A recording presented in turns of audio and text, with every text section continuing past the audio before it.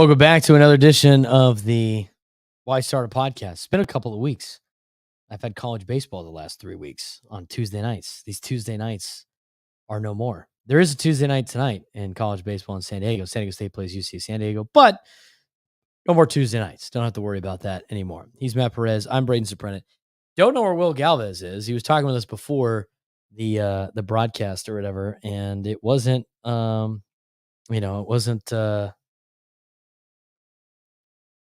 it wasn't in the question that he was probably going to be here. So I don't know what the difference. I don't know where he's at. But right before we decided to go on the air, I was about to text him and be like, all right, what are we doing here? And Will talks about, I look on Instagram and Will is at some oyster bar in Scottsdale. So I guess he's not coming on with us. It's probably, he did text us earlier today saying, I don't have a laptop. I could only use my phone. So he might have made a business decision and said, let's just get some oysters and call it a day. Let's get some oysters.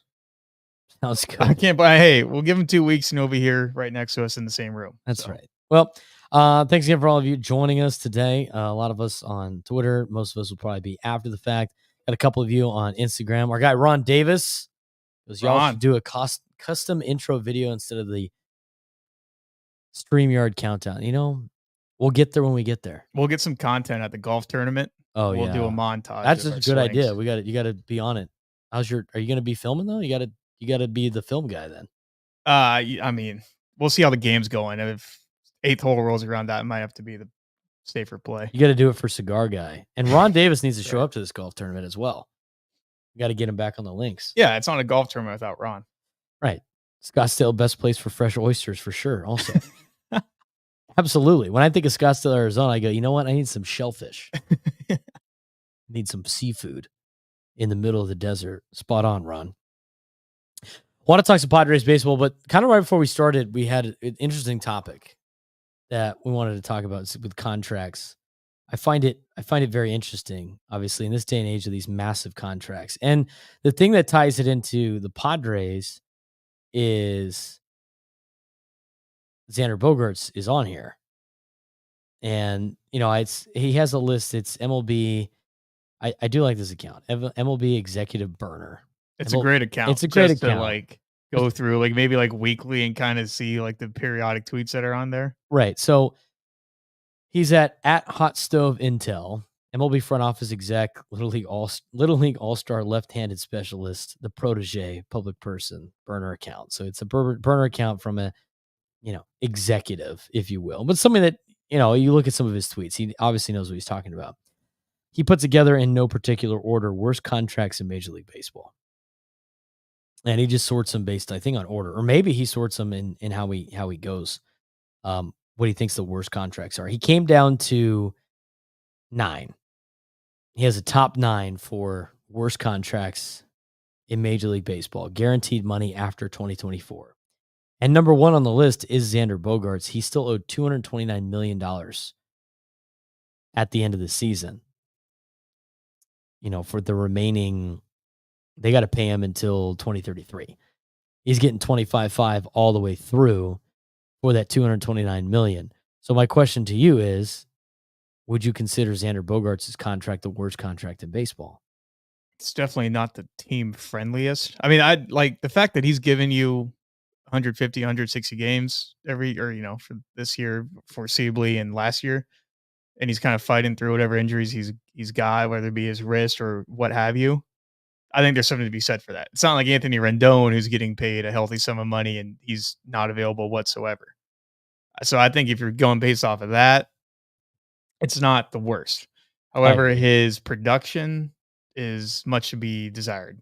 Like some of the names on that list are at least somewhat productive from time to time. Like Francisco Lindor is not who he was when he was in Cleveland, but he's a serviceable player. And he's better than Xander Bogaerts is right now, right? Yeah, I'd say so. And, we'll get to Francisco Lindor in just a little bit. Xander hit a home run last night. Hey, it's Axbat. It's the Axbat, which he used a little bit last year. So it's not, maybe all on the Axbat. Maybe his wrist is feeling better. The home run he hit yesterday was the hardest hit ball he's hit since August of last year. A ball went basically right over my head, and that scorched. It was out of there in a hurry. Scorched line drive. You like to see that. So hopefully he can continue that. again tonight. But I'm not ready to say that's the worst contract in baseball yet, because as you mentioned, it's not like Anthony Rendon who doesn't want to be out there. Like Xander's a pro, he's trying to figure this out. I don't think he's cooked yet either. I would not be surprised if the Padres messed him up with a lot of different things. He looks like his approach is way different, and this Padres team doesn't look like they have too many great at bats from time to time. So not necessarily willing to consider him as the number one spot there yet. But here's just some other names on the list. Francisco Lindor of the New York Mets. Francisco Lindor this season is 30 years old. He gets paid until 2031, and he's getting 34.1 every year from here on out. That's a lot of money to a guy that's been, decent for the Mets, but not great. But I agree with you. He's not. I don't consider his to be the worst contract either, because he still plays almost every day. Yeah, I mean, and there's other names that are on here. Chris Bryant, yeah, pretty much not available. I mean, the guy's been on 10-day IL for a month. Yeah, you're paying that guy to not play, right? Trout, I mean, let's face it, the guy's been hurt the Yeah, he last got couple hurt again. seasons. I mean, yes, he's the best player outside of Shohei Ohtani we've seen in the last 10, 15 years. Um, Yelich has that back injury that's always creeping up. But then, I mean, there's guys at the bottom, they're like Javier Baez, who's completely fallen off a cliff, compared to where he was at Right. in Chicago. So the fact that you can trot Xander out there now, you'd never want to say a guy that's making nine figures. The fact that we can trot him out there and still get some, Right. solid play, like that's never the scenario you want. But when you're looking at this exact like case study, I guess with these 8 to 10 players, there's definitely worse names to have than Xander Bogaerts. Right. I mean, like Lindor this year is hitting 209. Again, it's really early. It's his first time in his career his OPS plus is under 100. Um, and he's only played, it's 40 games this season. OPS 671, not ideal for a guy in his age 30 season, when in Cleveland, as you mentioned, four-time All-Star, was voted for in the MVP race 4 times. I mean, he's even had it a couple of times the last couple of years. In fact, he did win a Silver Slugger last year, so it's not like he's been that atrocious, but the future for him doesn't look very good, and he's owed a lot of money. Talked about Chris Bryant. That's a bad contract for multiple reasons. One, Chris has never been the same since leaving Chicago. He did okay for the Giants, but he's never been the same. He's getting 28 million this year, 27 next year, all the way through 2028, and then he'll be a free agent. He's 32 already this year. So 33, 34, 35, 30. He's paid till he's 30 till he's 36 years old, 27 million a year for a team that's not even good, nor competing, nor has any farm It was a pieces bad coming up. It contract when he just made signed no it. sense. And I think I've heard a couple of times where like Chris Bryant signed there thinking it was like the future, like before they're going to get good, not understanding that the farm system for the Rockies was dead last when he signed. Like he was never going to win there, and his contract's so bad now that nobody's ever going to trade for him. So he's just kind of stuck there, but he never plays. Yeah. He never plays. I mean, they're just burning 28 million a year out of their 147 million on their payroll this season. They're done playing Charlie Blackmon next year, but their next highest paid player is Kyle Freeland. Kyle Freeland does better taking on lights in the dugout than he does taking down batters. That's right. And they're awful. I mean, this Rockies team is awful. I know they beat the Padres 3 times this year, but still, not a good team. And 28 million out of their, cheap budget from Dick Monfort, 28 million. It's a significant sum for the Colorado Rockies. That Chris Bryant contract's pretty bad. The thing I'll say about Mike Trout, I mean, when he plays though, he's good. I mean, he's one of the best. He started the season on it. He started the season great, Tear. but he's turning 33 this year. Yeah. He's going to get paid through 2030, and he's getting 37 million a year Yeah. for the next. I mean, they gave him the "we want you to be a Halo for life" contract, and here's more money for what you've done and not necessarily what you're going to do. And I think, a lot of it has to do with the fact that he plays center field, big wear and tear on the body. I mean, the guy's been an all-star every year but 2 years, and one of them was COVID. Yeah. So, I mean, this guy's always been near the top.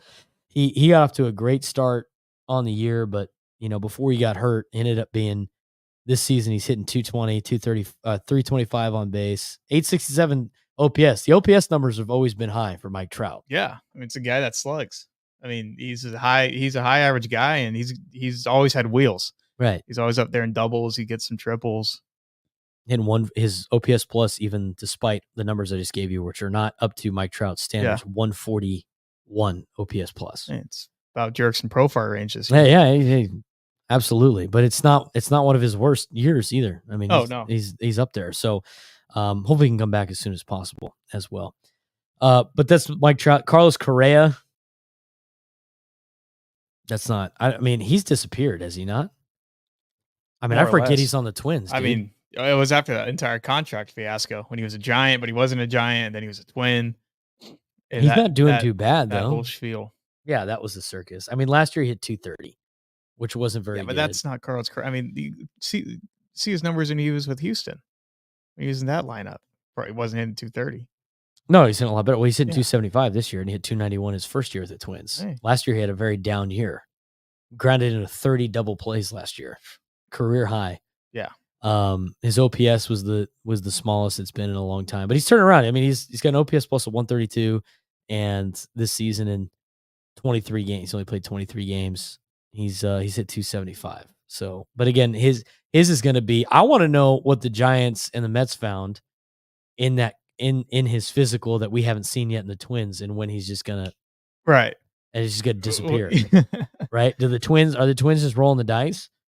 I mean, Correa is under contract through 2028, and then there's vesting options in 29, 30, 31, and 32. But his contract goes down over the next couple of years. Gets 33 this year, goes up to 37 next year, down to 32, down to 31, and then those vesting options are 25 million. So I wouldn't consider that the worst. Christian Yelich, that's a pretty bad contract in the grand scheme of things. I mean, he's a nothing for Milwaukee. He had to have got that after his MVP season, right? Yeah, I think so. Yeah, I mean, I think a lot of these contracts are the typical, it's kind of like what you just said, we're going to pay you for what you've done, not what you're going to do. Right. And when it comes from the same franchise where you were, successful, that's kind of where you see it the most, compared to like Padres, for example, given Bogarts his contract for everything that he did with Boston.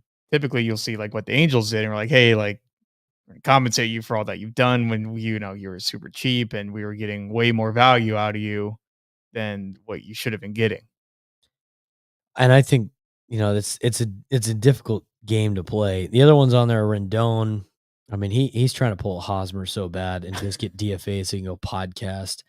Javi Baez, you brought up Javi Baez earlier. He's been atrocious since he left the Cubs. He's getting at least, but his number looks way less compared to everybody else. He's getting 25, 25, 24, 24. Still under a contract for a long time, but I mean, he has just been. I remember for a time being, everybody wanted Javi Baez. Oh yeah, because he was just such a awesome player with Chicago. But I mean, he's hitting $168 this year. I feel every time I see a Javi Baez clip, it's him swinging on a slider that's in the on deck circle. Yeah, I mean, there's very rare good Javi Baez highlights that are post COVID. His numbers from 2015 to 2019 were all great. Like his batting average is 289, 273, 273, 290, 281. COVID happened, 203, and nothing's been close. I mean, he did okay in his small time with the Mets, but in that year of 2021, he had 265. His OPS plus was at its highest in 2018, was 129, and then it's just really fallen off since then. I mean, this year his OPS plus is 23. His OPS in general starts with a 4. It's 430. I mean, he's completely lost his slug. I mean, if you just look at his slugging numbers, he slugged 494 when he was with the Cubs and the Mets in 2021. Next year went down basically a full point lower to 393. And now it's down and to it's 227. I mean, that's like a little bit higher than Xander Bogaerts' batting average right now. Slugging percentage 227. Yeah. That's a terrible contract. It's just not as expensive. I'm not ready to say Josh Hader is a bad contract yet because he's off to a rough start, but he can turn it around. I mean, you see what he can do. Granted, it's all within 3 outs, but I mean, you can see what he can do over the course of a season. He's His the fielding, most dominant left-handed arm in the game when he's going. his ERA is a 5.29. His fielding independent pitching is at 2.90. Yeah, well, there's 118 more ball games left. Right. Something like His that. numbers are not. I mean, his ERA is really high right now, but it's not. His fielding independent pitching being that low is pretty good. Not too bad. But anyway, so what kind of spurred this conversation with these contracts? Do you think after this group of these big contracts have been handed out, do you think that it will be the end of major long-term deals? The last one you're going to see is Juan Soto. I think so. This winter. And then after that, it's going to be completely,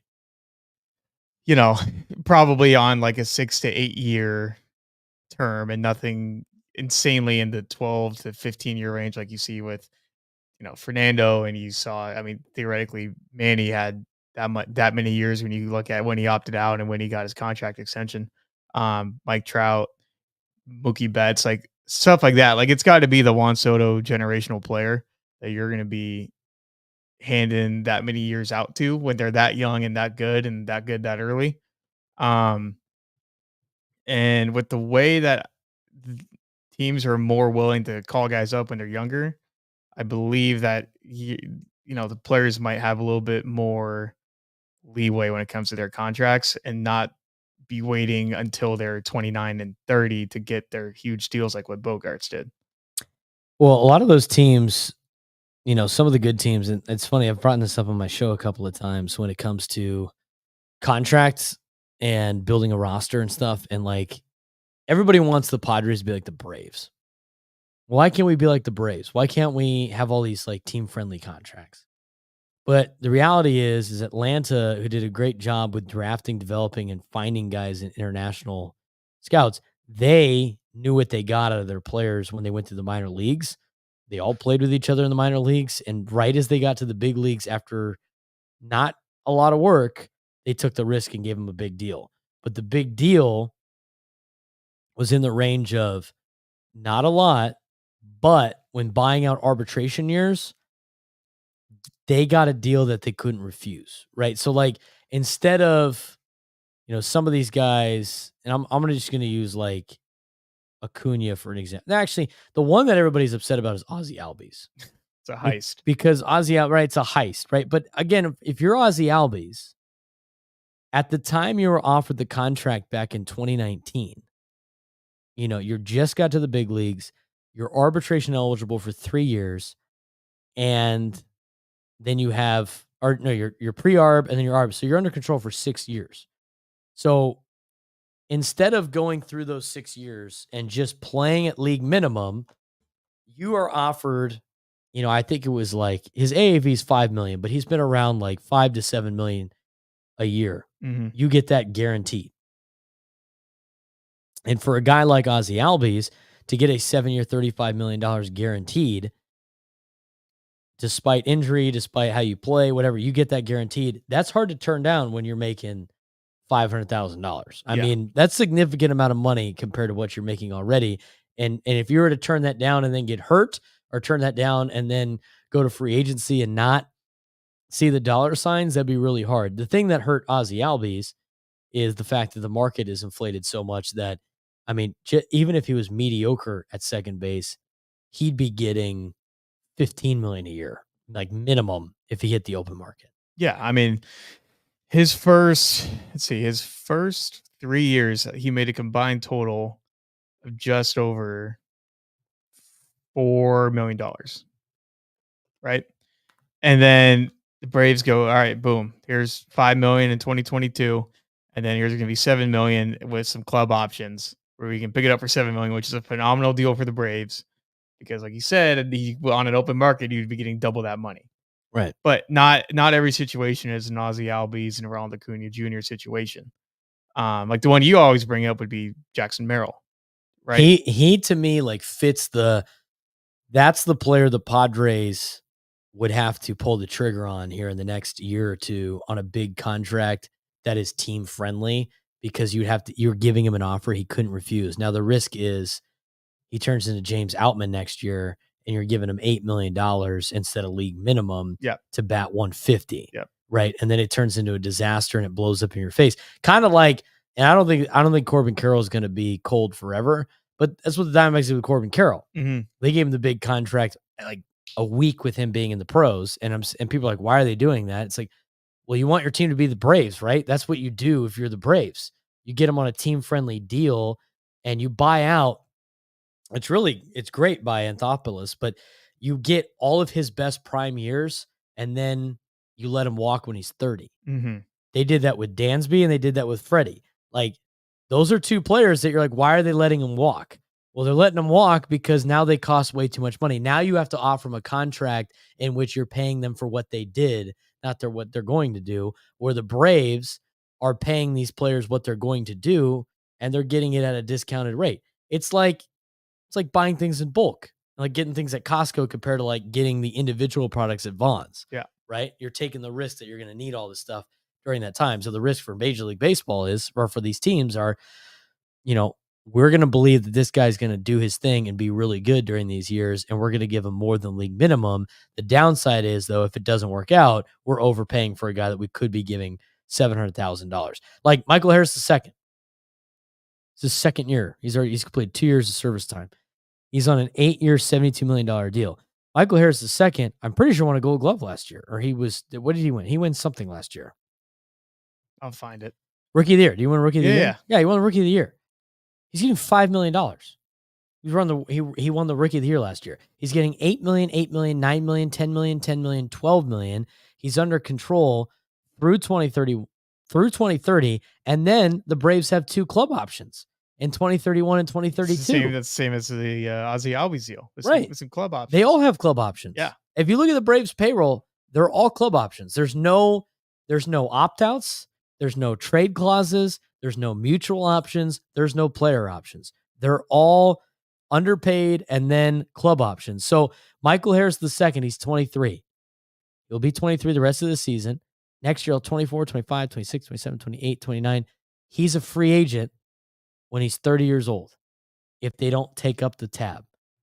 If Michael Harris II plays like he did last year, in which he won a Rookie of the Year and he wins All-Stars, his contract that he's going to get at age 30 is going to be through the roof, but they're going to be paying him for what he did, not what he's going to do. It's the Freddie Freeman scenario. And guess what the Braves are going to do? They'll say, see ya. They're going to let him walk. Thanks for the memories. Thanks we'll for see the it. years, buddy. So the downside of that for a lot of fans is like, well, our best player at 30, which is still part of your prime, walks away, and then he goes and kicks ass for 2 or 3 years with a different team. Well, look at how pissed off Red Sox fans were when they lost Bogarts. Right. Oh, they're mother effing the ownership and the GM and the whole nine. But the problem with the Red Sox was, they were smart in a sense of they knew that the future of Xander was not going to be worth what they had to pay him in order to keep him, because they'd be paying him for what he accomplished, not what he's going to do. And so you have to let him walk, but your fan base is upset with you because you didn't jump on these guys early. And they watch Betts leave and Benintendi leave and Bogarts leave. The Killer Bees. That 2018 team, they got nobody left. Yeah. They replaced people like Trevor Story, right? And it's like, and this guy never plays. Yeah. So the thing is, it's like it's worked out for Atlanta, but it's not always going to work out. The thing for Atlanta that makes it just, I think, goes to show of how great their scouting department is in finding these guys early and watching them play through and understand like this guy's going to be really good. But like, let's see like Arizona, right?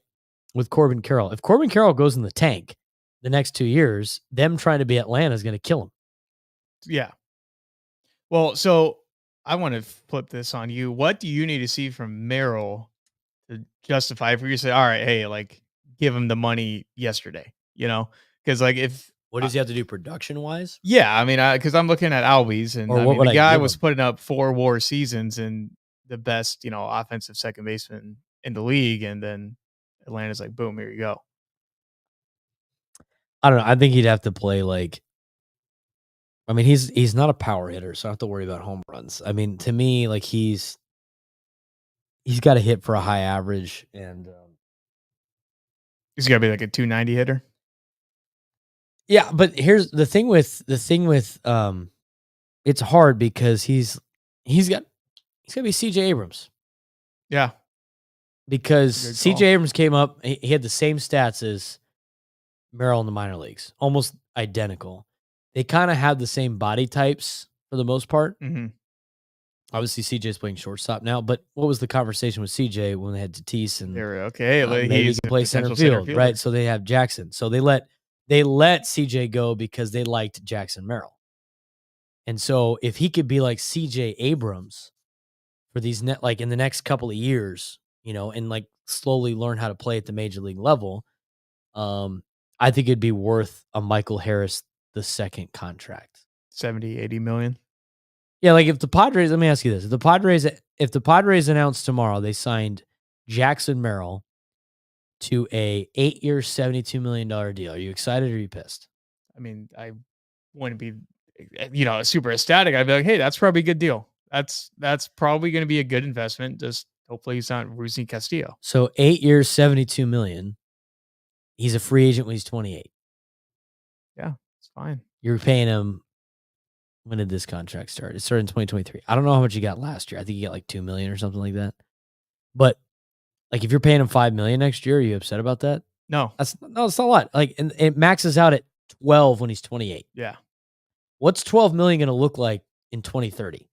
like a It, replacement, like it's going to probably be like a like five. replacement It's going to look like player. five Yeah, million, right? yeah, yeah. So if you gave him that contract right now and he was just an average baseball player, it's not that big of a deal. The only thing that we'd sit there is like, if you're trying to save money, we could have been paying this guy $750,000.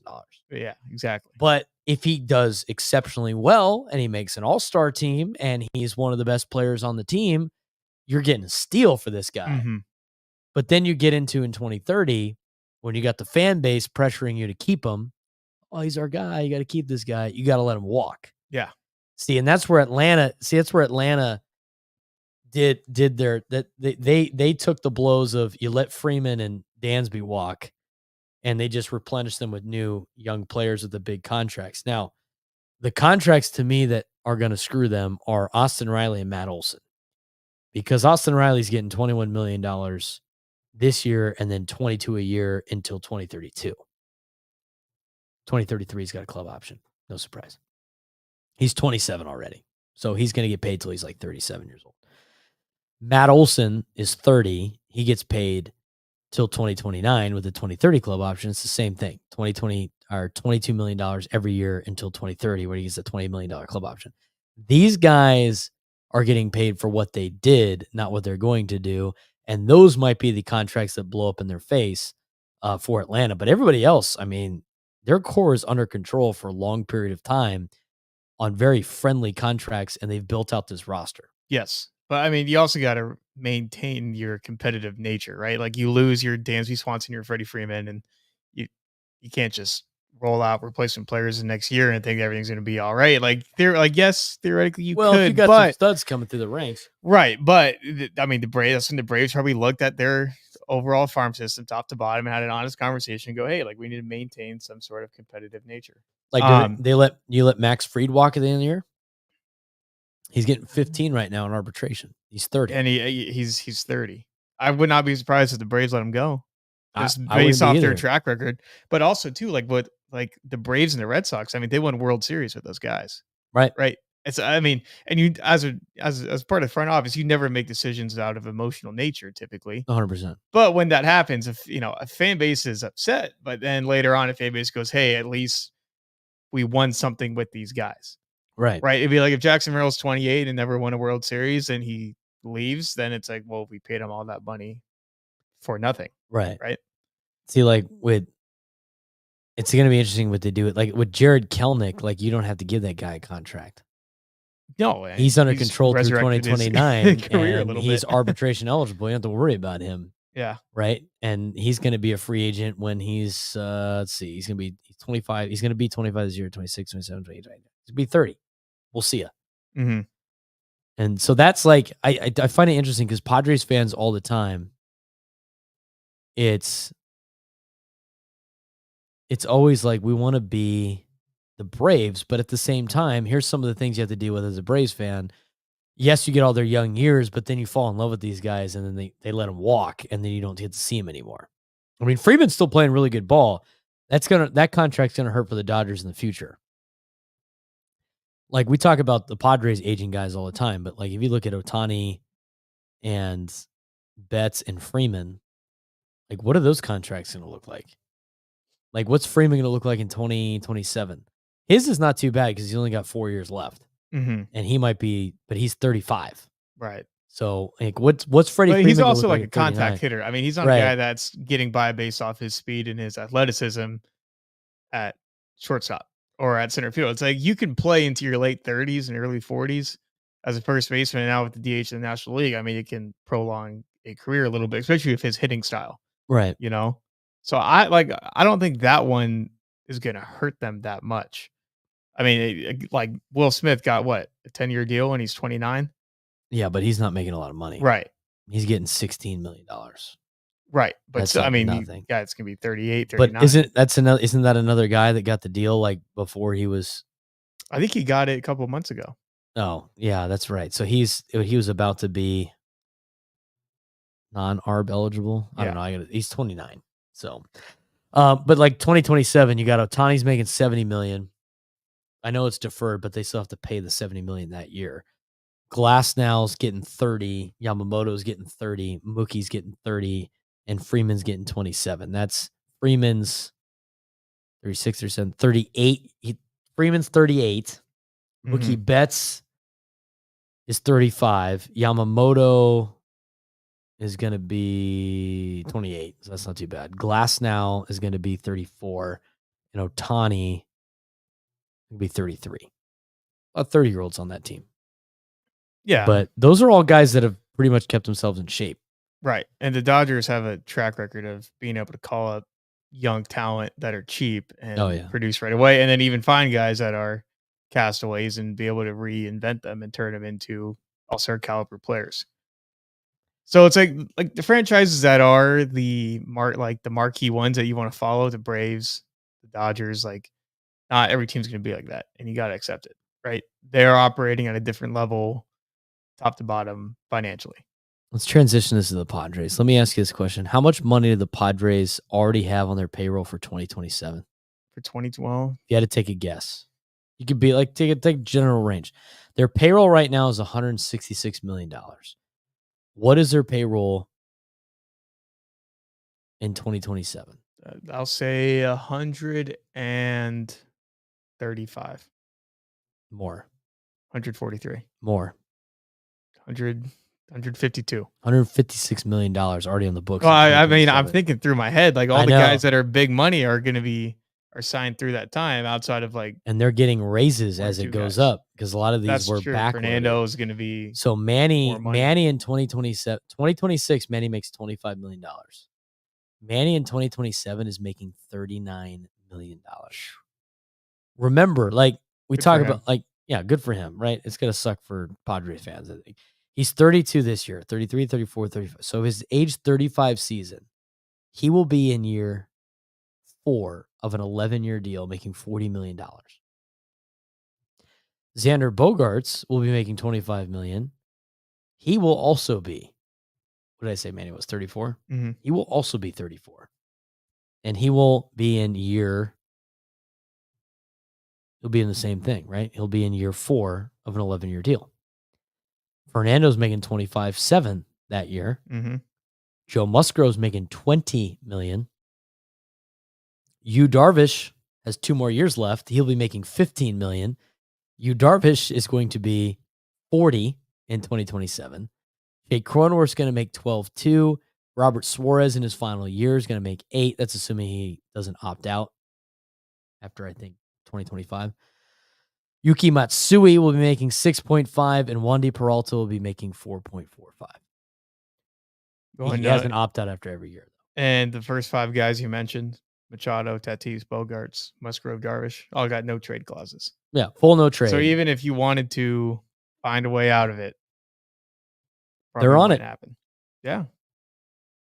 That's 2027. In 2028, they already paid $117 million of their deals. Nice. Joe's done. Robert Suarez is done. You got a player option for Yuki Matsui. Yuki Matsui's got a player option in 2028 And a no trade clause. and a full no trade clause.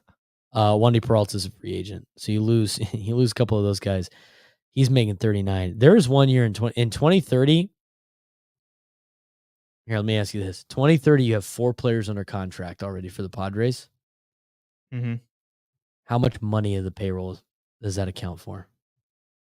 Total, it's 90 million. 113 Oh, million well. Not a spread good amongst math 4 guy. players. So Machado's going to be, let's see, he's going to be 38, making 40 million. Bogarts is going to be 38, making 25 million. Fernando is probably the only one that makes it. He's the only team friendly contract the Padres have. Yeah. He'll be 32. He'll be making 36 million. And Jake Cronenworth will be 37 years old and he'll be making 12.25. 12.28. I mean, if he's hitting how he's hitting this year, then that's a great deal. Yeah, if he's hitting like he's hitting right now. Unbelievable. What is your outlook on the Padres after like listening to that? Because I have a take that Put all might your be eggs different. in the farm system. I mean, like the thing that saves him, saves probably isn't the right word, but their abundance of minor league talent married with their big league like proven guys has helped them maintain competitive when they do trades, right? When you go get a Dylan Cease, Mhm. um, when you're able to go get a Luis Arise, like those certain players aren't going to have a home at the big league level because Machado, Tatis, Bogarts, and Cronenworth are going to be there for a long time. So what they're doing and the right thing to do is to trade him because there's just no use of having him, and the Padres have found a way to get really good players that have done well in San Diego off of trades. Compile that with the fact that Preller's done a great job at holding his key prospects unless there's a deal that he just can't refuse, right? Like a Juan Soto type of situation. Right. So I feel like they will maintain moderately competitive, just kind of given their track record over the last couple of years, where it's like, hey, more or less they'll be an average ball club. And you got to hope that your Leo DeVries and your Ethan Salases can come up and be cheap and be good quickly. But that's not always going to be a guarantee. So I'm not the most confident in it. Like, I'm not saying that they're going to be 90 and 72 for the entire duration of Manny Machado's contract, you know? My thing is with this is I don't know how much of the money this is actually going to be worth in 6 years. Yeah. The way contracts are going, right? And the way inflation is and everything else. I mean, even I know the inflation's super high right now, and this is not a political conversation or a financial one, but even with inflation levels low, it was going to get to a point in 2030 where like, instead of 12 to 18 million being an average baseball player salary, that might be 25 to 28 million, right? That might be close to 25 to 30 million, depending where these contracts go. So, what will those be? I mean, 39 is going to be high anyway, but like Jake Cronenworth at $12 million might be paying, like, it might be like paying Jerickson Pro for like $1 million, Yeah. right? It might just be super low. It I goes mean, back to like the Ozzy Albies thing where he's making half of market right, value for his position. right. So, from that standpoint, I'm not really worried about it. Mhm. The thing that where it gets, you start getting concerned is just, some of these guys are starting to, plateau a little bit, maybe fall off. And so when you think of, and I don't think it's this year. I mean, people want to freak out because Xander's off to a tough start, but I think he's going to turn it around. But the thing with like Xander and Manny, it's like, who's going to play in the field? Yeah. Like one of them has to play in the field. Like you Yeah. can't have 2 guys DH. Like you can't spend 39 million on a guy that DHs sometimes and comes off the bench other times, which by the way, they would still have 3 more years left at that point, which I find very interesting. Here's a different take on the Padres. with these contracts. I think it was a great business decision for the Padres ownership to give out these long-term contracts because the Padres have never seen players last this long in their organization. Mhm. Think about it from the standpoint of like kids going to games, right? Like you and I grew up during a time for the Padres where, and I was a little bit ahead of you, like at least I got the tail end of Tony Gwynn, but for the majority of your lifetime as a Padres fan, you had a brand new team almost every year. There was nobody on the team longer than like 3 years, Mhm. right? Who's the one Padre you think of that was on the team the longest during your childhood? Jake Peavy. Like Jake Peavy or like Adrian Gonzalez, Well, right? oddly enough, those were like the 2 jerseys I had when I was growing up as a kid. It was like a Jake Peavy, Adrian jersey because you knew that they were maybe probably gonna be here a little Right. bit longer than the rest of the guys that they were trotting out there. Right. Peavy was on the team for 8 years. He was here in San Diego for 8 years. Yeah. Adrian Gonzalez for a long period of time, even though he's probably, known now as a Red Sox and a Dodger. Not a Met. No, not a Texas Ranger. He was here for 5 years. I mean, I'm sure there's guys like Robbie Erlin, right? That was like just seemed to be on the team each and every year for a long period of time. But Tim Stauffer. the thing I remember growing up a lot with not high school, but with Padres games is there was like 1,000 different jerseys in the stands. Not only were they all different colors, they were all different players. Like Yeah, there are a bunch of different players that eras. were like so random. That's why we play that game now when we go to the ballpark to find the most obscure Padre jersey Yeah. walking around. And it's like, think about some of the giveaway jerseys they had. It was like Corey Lupke, giveaway Carlos jersey. Quinnen. Yeah. Yeah. I mean, Carlos Quinton was the guy for a year. He's like, oh, here's the local guy we brought back who did really well for the White Sox. Yeah. I mean, think about some of the like we freaked out when Jason Bartlett or Orlando Hudson was the double play combo. That didn't last very long. And then you go through these eras where, and even with AJ Preller, I mean, he was like wheeling and dealing the entire team. And you have all these former Padres all over baseball. But what Peter Seidler did in signing these guys to long-term deals is he built this young generation now of fans that all have Manny jerseys and Fernando jerseys and Bogarts jerseys and Musgrove jerseys, right? And it's all the same. Like you Yeah. see all the same guys. Yeah. And hopefully they can keep Merrill for a long time and maybe he could be part of that conversation. But it's just way different now. And when you have that common core, you know who the team is, right? You Right. can relate to the team. It's not like you show up to Petco Park, like let's say like my sister, right? She's a casual Padres fan. But in years past, you had to tell her like all these new players on the team, like, oh, what happened to this guy? He's gone. And now she might live in another city. When she comes home, she knows, Manny's going to be there. Like Yeah. Fernando's going to be there. Yeah. Like Xander's going to be there. Right. So they built it's for a team like the Padres who has had really no history whatsoever to now kind of start their history with these guys as like the core group to build off of. As bad as those contracts might look at the end of those contracts, I think it was worth it to get the Padres on a track of being a baseball franchise and for San Diego to be a baseball city and put the Chargers in the past, because for a long time it was the Chargers that took over this town, not the Padres. And I think that's part of the transition period of trying to be the big dog in the city. What it does is, like you said, like with your sister, for an example, it makes the casual baseball fan more invested Right. in the team and willing to spend money. And that's why you're getting 46,000 people against the Dodgers, right? Or you're, having a Monday night game with over 30,000 people against the Rockies. Is that what the attendance was last night? I'm not sure exactly what it was, but I I mean, mean, I'm sure it was good. If you look at how it, was it? I mean, you've been to a lot of Padre games. We'll I mean, get when into you go that. out there in the week, I mean, over your lifetime, we're not going to talk about Right. this year, but like what I'm saying is how much more like packed was it? like a Monday night crowd in 2024 compared to a Monday night crowd in 2019 is completely different.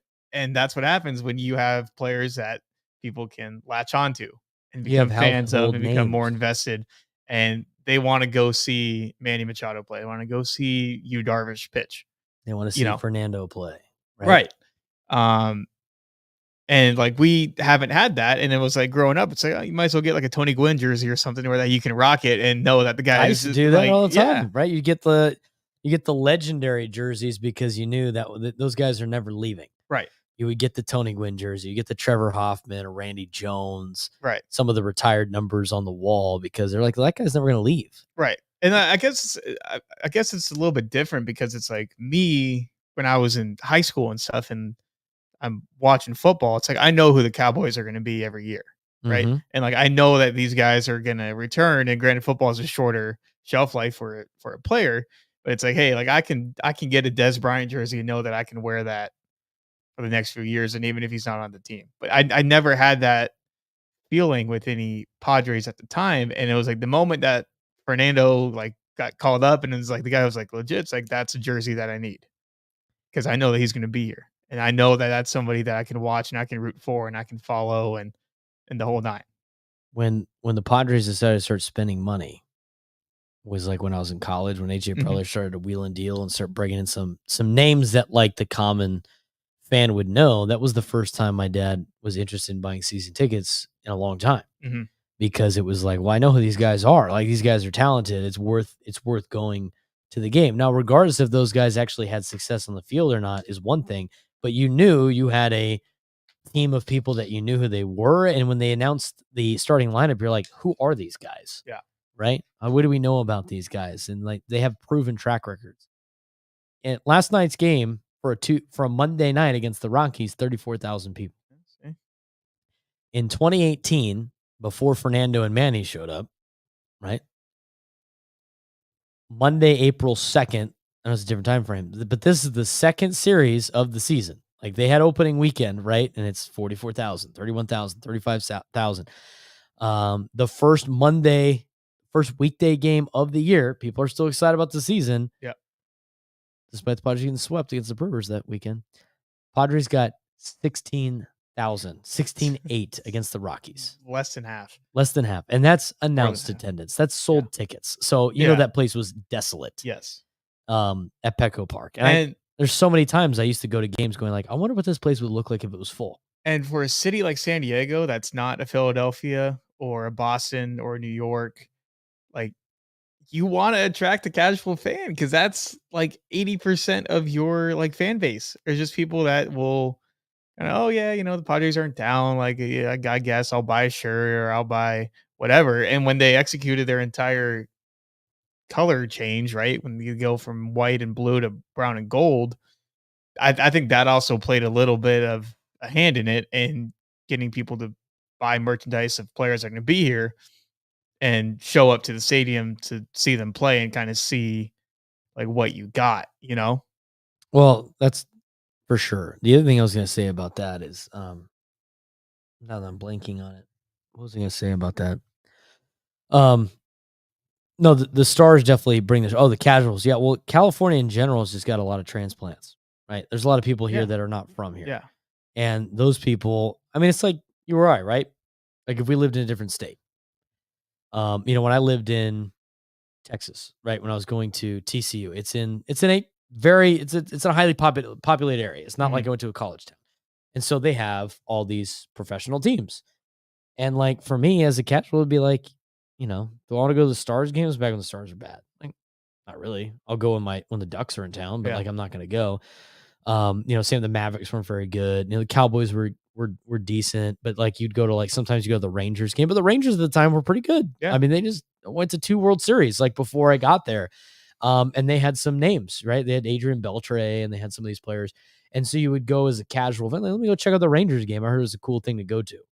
Granted, those a lot cheaper than all the other ones, but as a casual fan, if you have no rooting interest in a team, right, and you have your own city's teams, and you'll go when they roll through, but how do you get them to buy into what you're doing? So my friends that stayed out in Texas that aren't from there, they're big Dallas Stars fans now. Dallas Stars they've gone on 2 great runs, the last couple of years. mhm, I mean, I think they're still alive in the playoffs right now. They go to games. Like one of them even bought season tickets. Like they're from, different parts of the country. And they're like, oh, well, I'm a Dallas Stars fan now. Why? Because it's fun to go and it's exciting to see. And they got good players, right? So that's the case for a lot of these, transplant people in San Diego is you got to give them an incentive to go. I think they did a couple of things. One, before they acquired all the talent, they loaded up at Petco Park and made it the place to be. Oh yeah. right? Friday night beer fest was fun even before Fernando showed up, right? It was Mhm. cool. Um, all the food entities from around San Diego you go try. It was better than just going like, I'm gonna get a hot dog and nachos that I can get at a high school football game for $10 at Petco Park. I can get Hodads. I Yeah. mean Hodads. They used to have Philippi's down there, right? They Yeah. had all these different restaurants Wings and roll things. through. Right. I can get a Gaglione Brothers cheesesteak, Yeah. right? At the ballpark. Does it taste like the regular one? Yeah, enough. It gets the job done, right? Serviceable player. Right, but you have a bunch of places from all over the county in one central location for people that like maybe I don't want to drive down to Mission Valley to go get a cheesesteak. Yeah. But I'm going to the Padre game. Like, hey, like they got good I've been food to down Hodads, there. like a real Hodads once.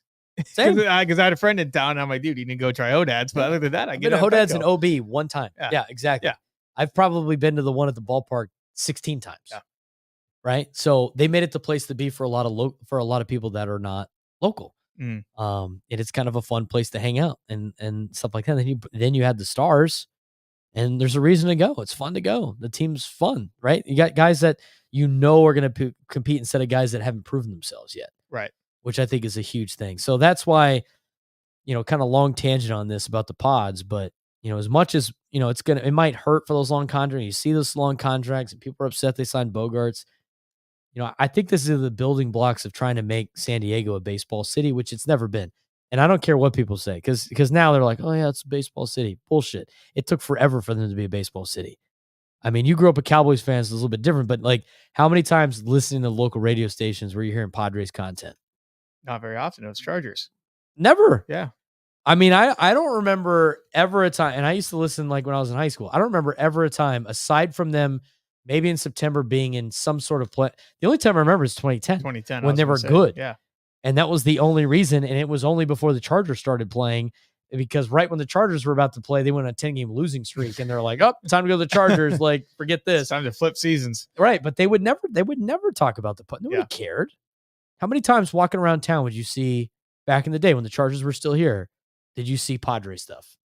Not often. I mean, like a hat. That's it. But most of the time, but now it's like you can roll in the Vons and you see people in a hat and a shirt. Roll in the Vons. I can't go anywhere in town without seeing at least 3 people wearing something brown and gold. Right. But even those Padre hats before, there's probably people who's like, oh, I like the SD. Yeah. Right. Like it's just like, oh, the SD's cool. Like it's San Diego. Like, San Diego. I moved here and I need a San Diego hat. Right. So city. but they're not Padre. I didn't see Padre shit anywhere. Yeah. Yeah. I think the best for me, it's like the coolest thing that I've seen. It's great. I mean, I wish I still had the Chargers here in town, obviously, but did you guys ever have Jersey Day? Like we did, like a couple of times. Like it's different. Like at a private, we did, but it was like during football season. So because I think I know where you're going with this, but like typically it was during football. Season. During like at a Catholic school, you have to wear a uniform. Like you can't wear any of that stuff. So they would do like Jersey Day or like they do like they'd have Spirit Weeks, but they'd also do like Catholic Schools Week and they had different days with different themes. And so like we would do Jersey Day.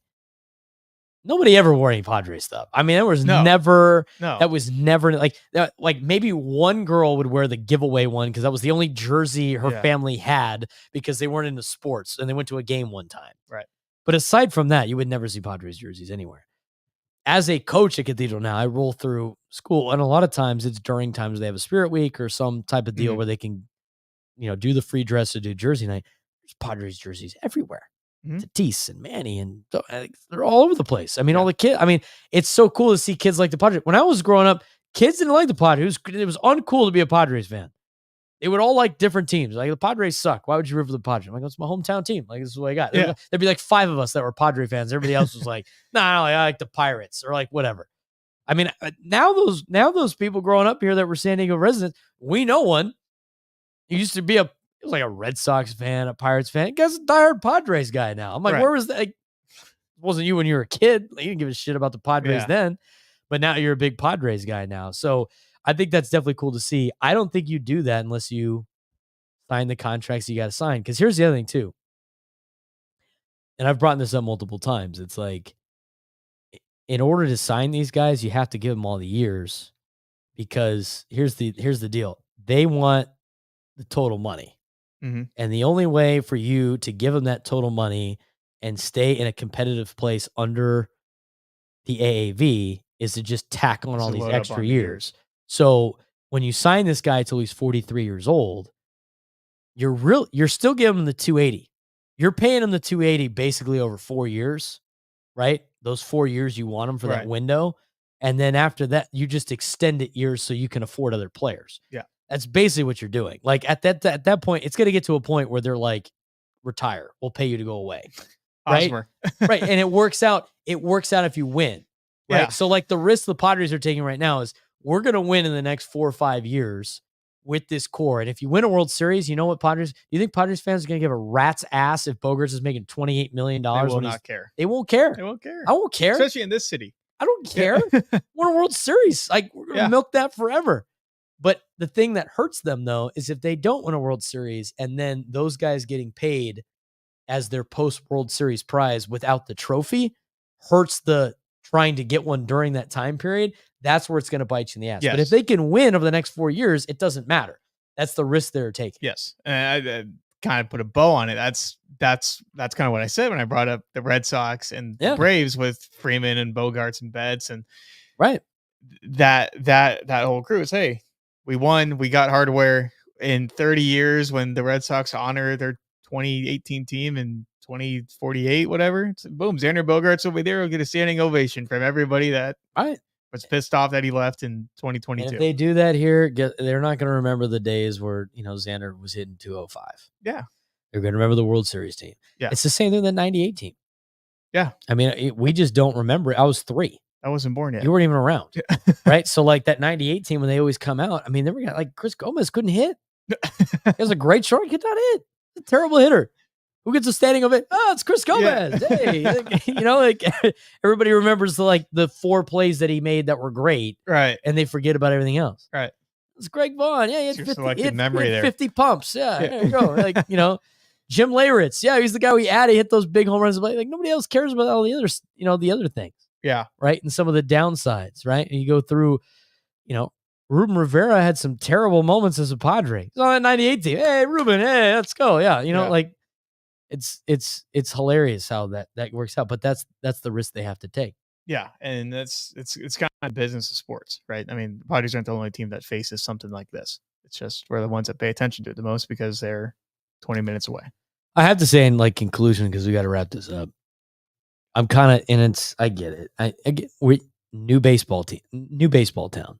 Mm-hmm. This is the establishment of being a baseball, trying to be like the, the Cardinals. Phases. Trying to be like the Cardinals, right? I would consider because the Cardinals, like St. Louis is only team right now. I know they get the Blues now, but it's like the Cardinals, right? They're a baseball town. Yeah. And that team's always been good. I mean, these last 2 years have kind of been an anomaly, but they've always been good every year, decent, trying to meet the playoffs. That's kind of what the Padres wanted to be, right? Yeah. The Cardinals, really the one show in town. Build that group up and then you go. In doing so, the fans got to, flip over to being a baseball fan and not a football fan.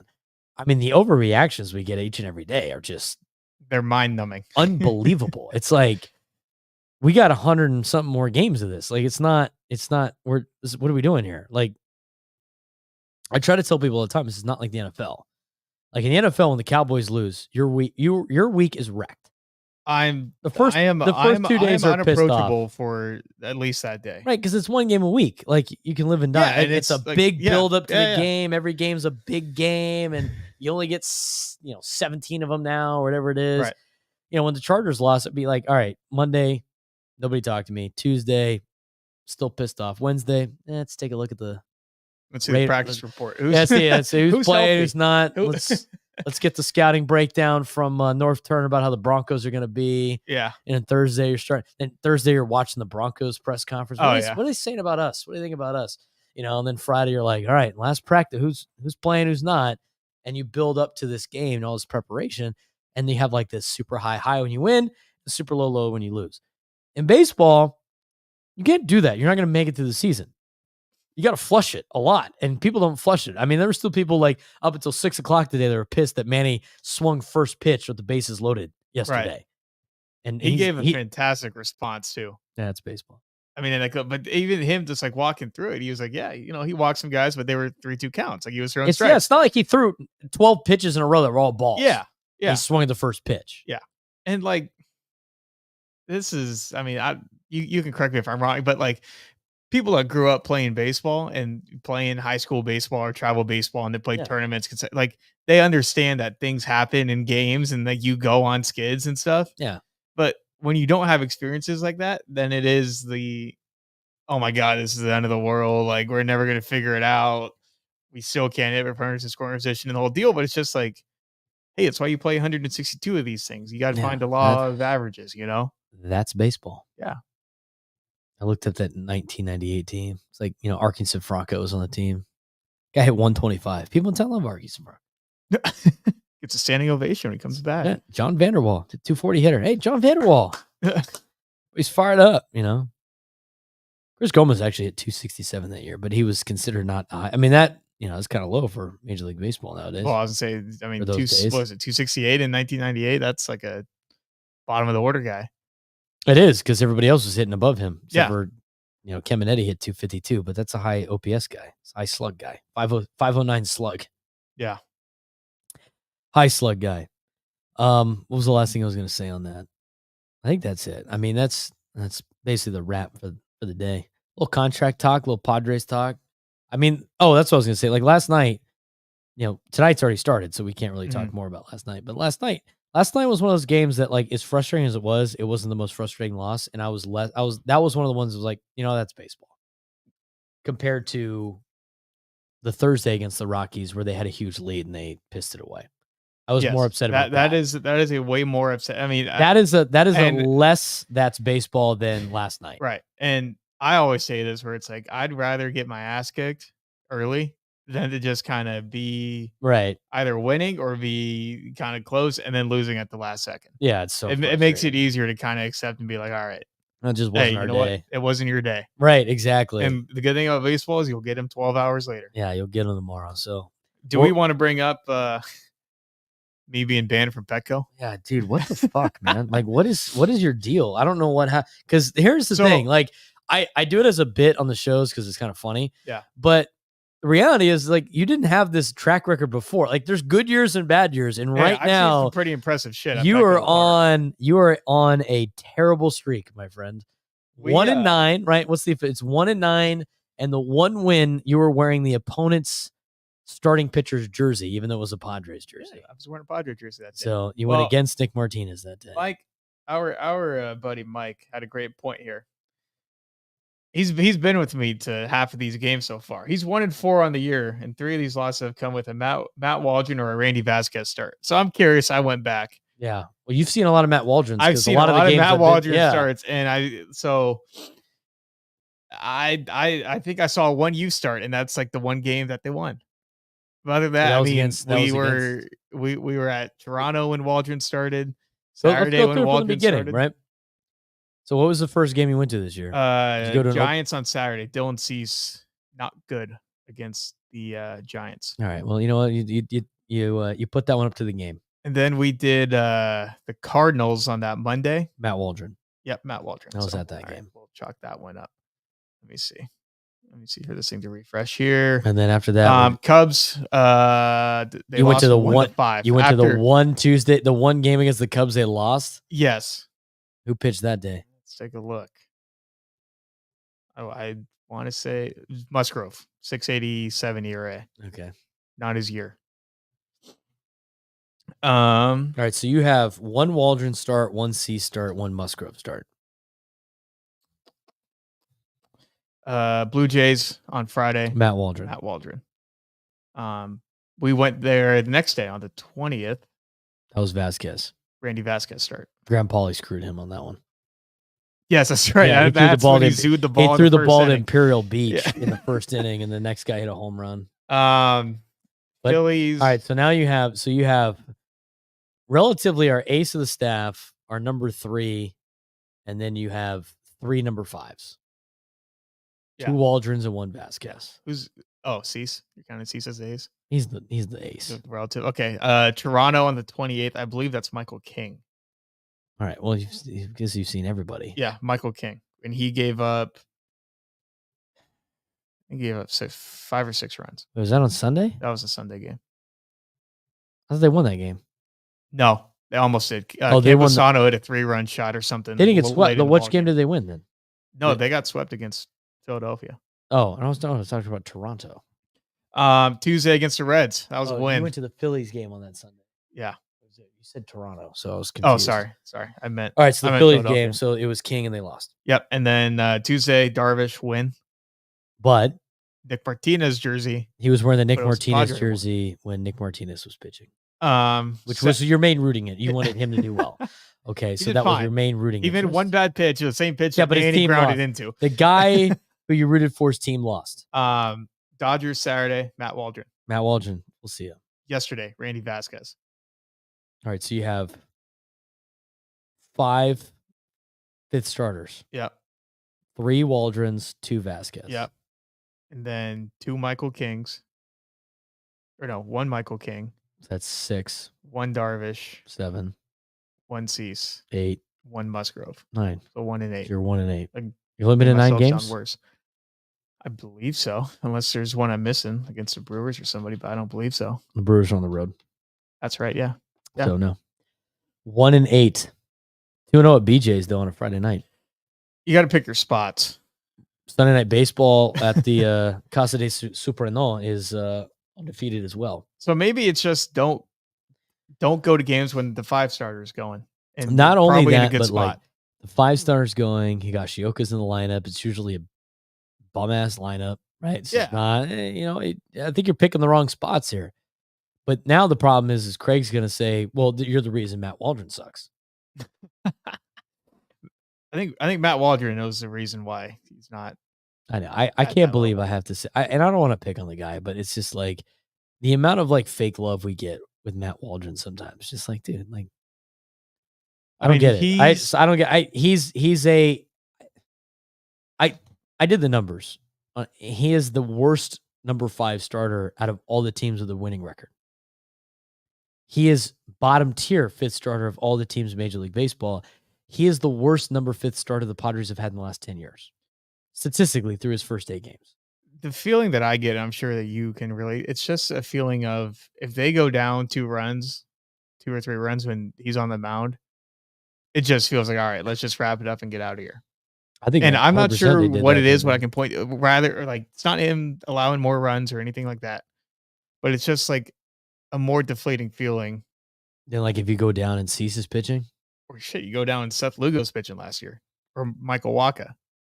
Well, I think that like comparative guys in your rotation. I think the philosophy for that, a lot of it is like, if you're a player and you got Dylan Cease up there and he gets hit a couple times, you're like, well, that's it. He's not giving up any more runs. When like Waldron gets hit, it's like he's gonna give up more runs. I mean, you could see some of those guys during that game on Saturday. And Waldron pitched great on Saturday, but you watch the outfield. De Los Santos came in and that ball was hit. Profar immediately almost threw his glove. He was so pissed. Like he was just like, "Are you kidding me? Like it's the one thing you can't do with 2 strikes, and 2 outs is give up a bomb, with the bases loaded." And they were like, what they're like, "Fuck it, we'll get him tomorrow." Like, but I think my dad said this, and I totally agree. They've done this a lot, but like when Waldron and Vasquez pitch, it's almost like they go like, "We're not winning this game. Let's just get guys in." I mean, look at the lineups they put together. I mean, the lineup on Saturday was just kind of like, it was like, this is like, what are we doing here? Like, we're not trying to take a series. We're trying to win a series against the Dodgers. Like, do that against the Rockies. Yeah. Right. I mean, I know we struggle with the Rockies, but it's like jump out 2-0 and play for a sweep on Sunday. Let's like get. I understand you got to use these guys, pick your spots, but I agree. I mean, I think there's a little bit too. Like, well, we got Waldron on the hill. Why waste the lineup? Yeah. I mean, talk about no sign of confidence in your pitcher, giving him nothing on a batting lineup. I mean, I'd have to go through all their batting lineups on nights that Waldron pitched, and I know I have the access to information, but as much as we want to say Matt Waldron gets no run support, they're not giving him a lineup to give him run support. I mean, it's like the resources aren't there. You got Kyle Higashioka in. All right, well, he catches Waldron. Fine. You know what? That's fine. You can have him in. But it's like we start Azakar those nights, and we play and Cronenworth's out of the lineup, and then we got Profar batting third, and it's just like this empty out the bench minus Tyler Wade, and you're like, why? And I think a lot of us is like, why waste the lineup? If I'm going to get guys in, we're going to do it against Waldron, who's like we're just trying to get our bullpen not to have to pitch the entire game. Totally. So I buy that a little bit. wonder. Oh, I'm trying to see if I can find a lineup. I mean, yeah, it's like on Saturday, Saturday's lineup you sucked. got Profar as your 3-hitter and Donovan Solano in there with Kim Azakar and Higashioka. Yeah, that's 5 spots that are like a waste. Yeah. And Profar is not a waste, but him batting third is a lot different than him batting like fifth. Yeah. I mean, yesterday, him batting fifth, you got a guy on base. It lengthens your lineup. Totally. I mean, the only reason why they left the Rise in because he was hot, but I guarantee you they're probably thinking about taking a Rise out. It's not a competitive lineup. I mean, it's just like, all right, we're playing. Same thing with the Dodgers lineup on Sunday. It's like, you should be able to beat this. I understand you got to pick your spots, but like, let's understand, like, why would you do that against the Dodgers when you could do it against the Rockies? I don't understand. I mean, sure there's this one against Arizona is a little bit different. I mean, they had their lineup 1 to 8 filled out, and they were going for a sweep. Yeah, and he got tattered around, but that was like his worst start of the year. I mean, he gave up 6 in the first 2 innings, and here's my thing on Matt. Here's my thing on Matt Warner. Again, I think he's doing the best he can for what he is. I don't want to get on him, but the guy's best pitch is a knuckleball that nobody can catch, and he can't locate it because it's a knuckleball. And when that pitch doesn't work, his other pitches are average to below average major league pitches. His other pitches aren't good enough to not claim him as a knuckleball pitcher. Is kind of what you're trying to say, right? And he doesn't want to be considered a knuckleball pitcher. I know I'm a pitcher. No, dude. Yeah. The only reason why you're up here right now is you throw the knuckleball. Yeah. Like if Matt Waldron didn't have a knuckleball, do you think they'd throw him out there all the time? Probably not. No, they wouldn't. They'd give it to Vasquez or Brito, or they'd find somebody else. The knuckleball is keeping that guy employed at the major league level. And nobody can catch it because nobody's a knuckleball thrower. So, I mean, let me ask you that. If your best pitch, the catcher can't catch all the time, it makes for a long day with guys on the base, and they're like just going to move around like it's Little League. Like, you can't tell me that's an effective pitcher. No, it's not. It's not effective. It kind of takes a toll on your entire team and your defense when there's guys that are taking pass balls and wild pitches and shit. And I mean, wasn't there a time on Saturday's game where it was like, Freeman got on and it was like, oh, knuckleball, pass ball, goes to second. Yeah. Knuckleball, pass ball, he's at third. I mean, you're sitting there as a fielder like, why don't you just put him on third? Just balk him over. Hey, 4. No. Go stand over there. You're going to be there anyway.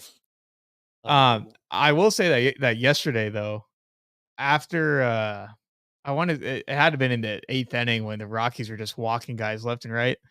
The left fielder for Colorado just kind of threw his glove up in the air and kind of took his hat off, and the guy showed kind of here we go. It's like no action out here, So I feel like it does take a toll, regardless on what players may say. And so you kind of got to read their body language. That'll do it for us. It's been a long time. We'll have Will Galvez here. We'll all be in person next time. That's something. You know what? It's going to be a good time. After the golf tournament, full breakdown of the golf tournament. How's the golf game looking? I birdied 10 on Torrey. When did you play Torrey? Oh, that's right. I was there on Friday. Why are you asking me? You were right. there. That's right. I had some good drive. Yeah, well, that's it. I had some decent putts. I had some mediocre mid-game. You got a nice assist on the chip in. That was from great. Kyle. Great. Yeah. Couldn't do that more than one time out of 100, but it worked out. No, I think we got to find 2 more contestants though. Working on it. Okay. One of them should be. It's always a fun day. Yeah, it's good. It's always a fun day, but it's better when you're playing somewhat competitively. Like if I play in the tournament on Monday, like how I played on Friday, I think I'll be happy as can be. You were playing really well last year. I was playing well leading up to it. And then you and Mike just absolutely just could not handle the pressure of the big stage. I had to hit the film room, figure out what I did wrong. It's because you didn't get your TrackMan results for the year before. And I've been working at it. I don't know, just put it at that, and got to dance with the lady you came with when you roll out there on the first tee, wherever it is. You got to be ready to go. Yeah. You got to be able to grip and rip. We can't have this like check out after 3 holes nonsense that you and Mike were just like, I don't have it today. Yeah, the problem is you put me with Mike, and then you're too rattled. He just starts rubbing off on people. Yeah, you know what? Guy's looking up YouTube videos before he tees off. That's not a good sign with the 6 clubs he has in his bag. And he's about 3 Bloody Marys deep. It's like, yeah, that's tough. We're in for a good 5.5 hours. Yeah, you need Cigar Guy to come through a little bit earlier than usual. Man. Well, I don't think you won't be in the same car with Mike this year. Okay, good. If we play better, I think that's it. You know what? He's the curse to you being the Petco Park curse. Well, maybe they just don't show up and Matt Waldron throws and Hey, you know what? we'll I just said, but have him step in we're the right going direction in 2 Saturdays against the Yankees. to watch them play one, and I know you guys like one, so Well, it might work out for you. Last thing, here's the contingency. If Marcus Stroman's throwing that day, You better wear that jersey. I might pull the Nick Martinez and throw my Blue Jays Marcus Stroman jersey you gotta on. put it on. And maybe I'll throw on a brown Padres hat and I'll just walk around looking. You could be that guy. Looking like that guy. Every time that we go, this guy's a clown. What did this guy think? And it's gonna be you. You know what? You gotta. Sometimes you need a slump buster, Matt. Yeah, that's your slump buster. You gotta take one for the team, like how I'm wearing a Rockies hat right yeah. here. And, hey, maybe you can reverse the curse a little bit. Let's hope so. That's Matt Perez. I'm Brayton Soprano. We'll see you guys next time.